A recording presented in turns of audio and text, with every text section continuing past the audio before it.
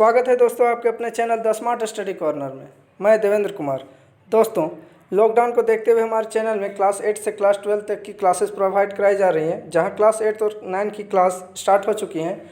आज हम क्लास 9 के सीरीज़ को आगे बढ़ाएंगे।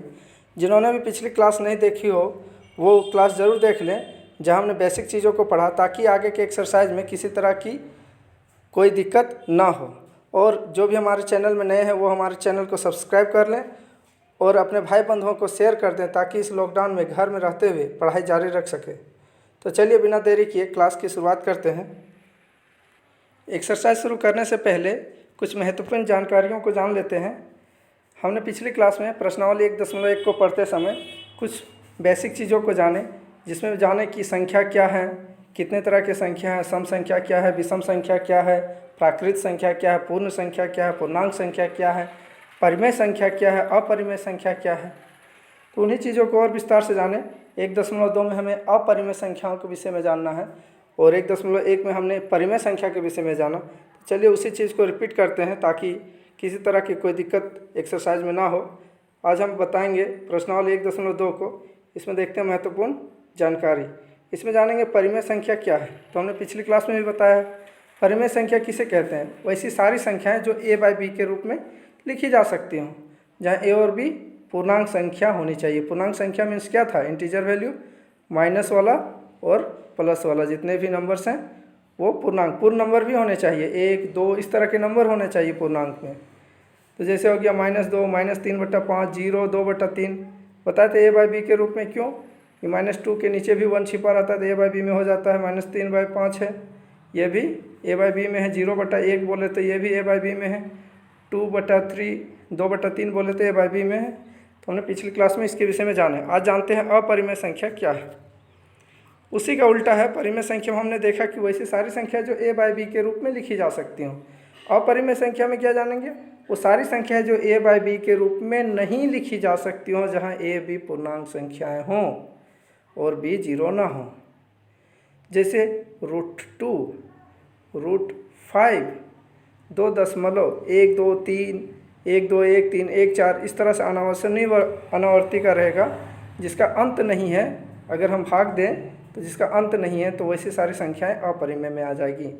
√2 की बात करें तो इसे √2 का अगर सॉल्व करें तो ये पूरा तरह से मेरा भी दशमलव में भी नहीं कैलकुलेट होगा।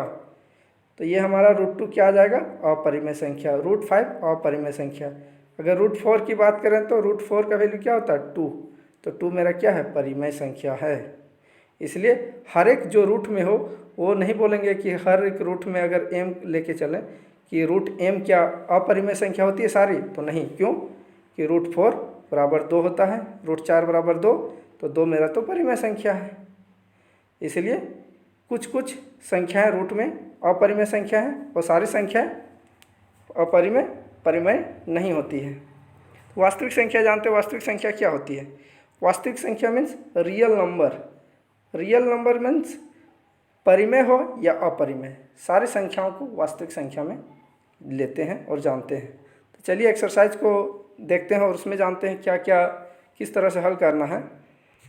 प्रश्नावली 1.2 को देखेंगे। यह एक्सरसाइज प्रश्नावली 1.2 अध्याय 1 संख्या पद्धति का। इसमें पूछा गया है नीचे दिए गए कथन सत्य हैं या असत्य है, और कारण के साथ अपने उत्तर को देना है। पहला क्वेश्चन है, क्या प्रत्येक अपरिमेय संख्या एक वास्तविक संख्या होती है? दूसरी है, संख्या रेखा का प्रत्येक बिंदु क्या √m के रूप में होता है, जहां m एक प्राकृत संख्या हो? तीसरा है, प्रत्येक वास्तविक संख्या क्या एक अपरिमेय संख्या होती है? तो हमने क्या देखा? अपरिमेय संख्या क्या होती थी, वास्तविक संख्याएं क्या होती थी, प्राकृत संख्याएं क्या थी। प्राकृत संख्या हमने पिछले क्लास में देखा था। तो हमने क्या देखा? वास्तविक संख्या, परिमेय और अपरिमेय संख्याओं का संग्रह को वास्तविक संख्या कहते हैं। और प्राकृत संख्या किसको बोलते थे? ये नेचुरल नंबर 1 से स्टार्ट होता था, उसको नेचुरल नंबर बोलते थे, जितने भी धनात्मक थे। और पूर्ण संख्या जो 0 से स्टार्ट होते थे वो पूर्ण संख्याएं थी।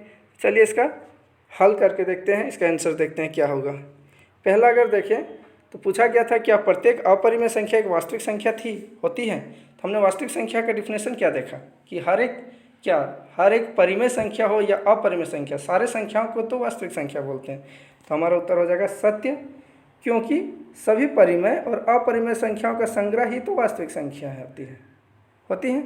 तो इस तरह से बोल सकते हैं प्रत्येक अपरिमेय संख्या एक वास्तविक संख्या है। चलिए दूसरा क्वेश्चन में देखते हैं। संख्या रेखा का प्रत्येक बिंदु रूट m के रूप का होता है, जहाँ m एक प्राकृतिक संख्या है। तो इसको अगर हम बात करें तो रूट 2 अगर ले लें रूट m की जगह पे रूट 2 और रूट 3, तो क्या रूट 2 और रूट 3 के बीच और कोई वैल्यू नहीं जिसको रेखा में दिखा सकते हैं? बहुत सारे वैल्यू हैं। अगर 2 का मान 1.412 कुछ इस तरह करके आ जाए तो क्या, और 3 का मान 1.7 कुछ करके आ जाए तो क्या इसके बीच में नहीं है? 1.5 है, 6 है, 7 है, बहुत सारी संख्या है। तो बोल सकते हैं असत्य, क्योंकि रूट 2 और रूट 3 के बीच अनंत संख्याएं होती हैं जो कि रूट m के रूप का नहीं होता है, जो रूट में नहीं होता है, जहाँ m एक प्राकृतिक संख्या है, मतलब 1 से स्टार्ट होने वाली संख्या है। तो ये हमारा उत्तर असत्य हो जाएगा। तीसरा देखते हैं। तीसरा में पूछा गया कि प्रत्येक वास्तविक संख्या क्या एक अपरिमेय संख्या है? तो वास्तविक संख्या होती क्या थी? परिमेय संख्या और अपरिमेय संख्याओं का संग्रह वास्तविक संख्या थी। तो वास्तविक में परिमेय भी होता है, अपरिमेय भी होता है, इसलिए प्रत्येक वास्तविक को हम अपरिमेय नहीं बोल सकते हैं। असत्य, क्योंकि वास्तविक संख्याओं में परिमेय संख्या भी आती है। समझ गए होंगे। चलिए अगले प्रश्न पर जाते हैं। अगला प्रश्न 2 पूछा गया, इसमें क्या सभी धनात्मक पूर्णांकों के वर्गमूल अपरिमेय होते हैं? क्या सभी धनात्मक पूर्णांकों के वर्गमूल अपरिमेय होते हैं? जैसे हम लोग देखे थे रूट 2 एक अपरिमेय था, रूट 5 एक अपरिमेय था। यदि नहीं, अगर नहीं ऐसा, तो एक ऐसी संख्या के वर्गमूल का उदाहरण दीजिए जो एक परिमेय संख्या है। तो हमने अभी बेसिक जानकारी, महत्वपूर्ण जानकारी हम एग्जाम्पल लिए थे, रूट 4 बराबर 2 जो एक परिमेय संख्या थी। तो चलिए इसका उत्तर देखते हैं। सभी धनात्मक पूर्णांकों के वर्गमूल अपरिमेय नहीं होते हैं। जैसे कि रूट 4 बराबर क्या होता है? 2 जो एक परिमेय संख्या है। अगर बात करें रूट 9 बराबर 3 क्या है? एक परिमेय संख्या है। रूट 16 क्या है? एक बोले तो ये 4 है, 4 एक परिमेय संख्या है। तो इस तरह से बोल सकते हैं सभी धनात्मक पूर्णांकों के वर्गमूल क्या है? अपरिमेय नहीं होते हैं। रूट 2 होते हैं, रूट 3 होंगे, रूट 5 होंगे, लेकिन रूट 4 नहीं है। तो यहाँ पे रूट का बात कर रहा है, वर्गमूल का बात कर रहा है, तो हर एक वर्गमूल आ रहा है? नहीं, ये भी तो वर्गमूल में है। तो जैसे कि एग्जाम्पल लेके बात कर सकते हैं जो परिमेय संख्या है। तो अगले प्रश्न पर चलते हैं। यह प्रश्न 3 पूछा गया कि दिखाइए कि संख्या रेखा पर रूट 5 को किस प्रकार निरूपित किया जा सकता है। संख्या रेखा आप लोग जानते होंगे। संख्या रेखा किसे कहते हैं? एक लाइन है, यहाँ पे 0 से स्टार्ट होता है, इधर प्लस वाला रहता है 1 2 3, इधर माइनस वाला रहता है -1 -2, इधर जाता रहता है माइनस इन्फिनिटी तक, ये प्लस इन्फिनिटी तक। इसको संख्या रेखा बोलते हैं। तो इस संख्या रेखा में रूट 5 को आप कैसे दिखाएंगे? 5 रहे, 2 रहे, 3 रहे, दशमलव में रहे तो आप निकाल सकते हैं। रूट 5 को कैसे निकालें? चलिए इसको देखते हैं कैसे करना है। एक लाइन हमने लिया, तो इसमें हल किस तरह से करना है? रूट 5 को दिखाने बोला है। रूट 5 को संख्या रेखा पर निरूपित करने के लिए 0 से 2 इकाई की दूरी लेते हैं। 2 इकाई। रूट 5 का मतलब क्या है? अगर हम इससे कम में जाएँ, रूट 4 का मतलब क्या है? 2, यानी 2 से ज़्यादा का बात कर रहा है, 2 से कुछ स्टेप बढ़ रहा होगा।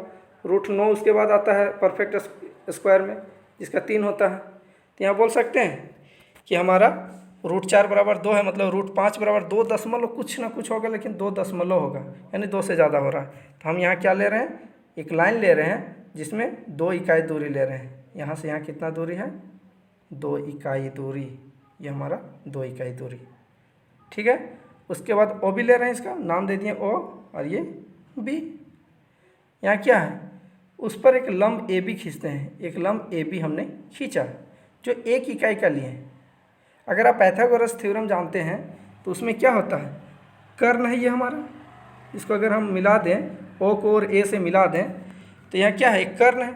अगर त्रिभुज का हम लोग क्या जानते हैं फॉर्मूला पाइथागोरस में? कर्ण स्क्वायर बराबर आधार स्क्वायर प्लस लंब स्क्वायर। अगर हम बोलें कर्ण स्क्वायर मेरा ए ओ है, ए ओ का है कि नहीं, स्क्वायर बराबर A B square plus B C square. B C अगर हम यहाँ नहीं है, ओ बी है, A B square plus B O square. तो हो जाएगा हमारा 1 का स्क्वायर प्लस 2 का स्क्वायर, 1 का स्क्वायर 1, 2 का स्क्वायर 4 तो 5, और ये स्क्वायर हटेगा तो √5, तो हमारा √5 निकल जाएगा। तो हमने क्या लिया लम हमने लिया 1 यूनिट का, 1 इकाई का, और ये 2। तो इससे क्या अगर हम इसको मिला दें तो हमने वही त्रिभुज वाला फार्मूला से ये लेंथ कितना निकल जाएगा √5 निकल गया। तो हम एक चाप लेते हैं, ओ को सेंटर मानते हैं और ओ ए को एक रेडियस मानते हैं, मतलब त्रिज्या, और यहाँ से हम एक चाप खींचेंगे, यहाँ से हम एक चाप खींचेंगे, ये क्या बोलते हैं, एक सर्किल बनाएंगे। तो इससे संख्या रेखा मेरा ये था, संख्या रेखा में टच करेगा, और ये पॉइंट और ये पॉइंट तो इक्वल होगा ना, ये पॉइंट और ये पॉइंट तो इक्वल होगा, जो यहाँ √5 था तो यहाँ भी √5 होगा। तो इस तरह संख्या रेखा को हम √5 में दिखा सकते हैं। तो इस प्रकार बोल सकते हैं ओ ए की लंबाई कितनी है, √5 हमने निकाला, ओ ए की लंबाई √5 होगी। आप करके देख सकते हैं, 2 का स्क्वायर प्लस 1 का स्क्वायर, और इधर कितना है, ये ओ ए का स्क्वायर था, तो 2 का स्क्वायर 4, 1 का स्क्वायर 5, ये 1, तो यहाँ 4 और 1 5 हो गया, और ए ओ बराबर क्या हो जाएगा, ये रूट हटेगा तो √5 हो जाएगा। तो हमारा √5 आ गया यहाँ। तो चलिए इसको किस तरह से लिखना है लाइन में, इस प्रकार ओ ए की लंबाई √5 होगी। अब ओ को केंद्र मानकर, ओ को हम केंद्र मानेंगे और ओ ए को त्रिज्या लेकर, जैसा कि अभी बताया, और एक चाप लगाना है जो सी को काट रहा है, सी को यहाँ काट रहा है। यहाँ पे हमने देखा ओ ए को हमने क्या माने, त्रिज्या, ओ को सेंटर माने, और यहाँ से एक चाप खींचे जो सी को काटा, यही हमारा क्या निकल गया, सी पर काटता है। इस प्रकार ओ सी बराबर क्या हो गया, यहाँ से यहाँ ओ सी बराबर हमारा √5 हो गया। ओ भी बराबर 2 था, ओ भी बराबर 2 से कुछ और बढ़ा यहाँ दशमलव में, वही निकला √5। इस तरह से इसको हल कर सकते हैं। उम्मीद करते हैं आपको अच्छा लगा होगा। अच्छा लगे तो हमारे वीडियो को लाइक कर दें, शेयर करें अपने फ्रेंड को, ताकि वो अपने क्लास को, अपने पढ़ाई को जारी रखे इस लॉकडाउन में। थैंक यू, धन्यवाद।